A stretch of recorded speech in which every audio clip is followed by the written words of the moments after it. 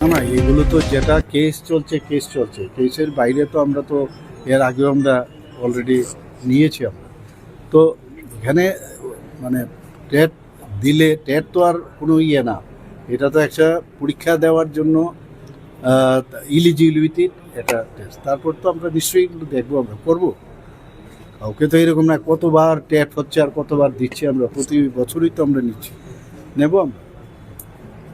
সেগুলো আননেসারি, এগুলো নিয়ে বিভ্রান্ত হওয়ার কোনো কারণ নেই।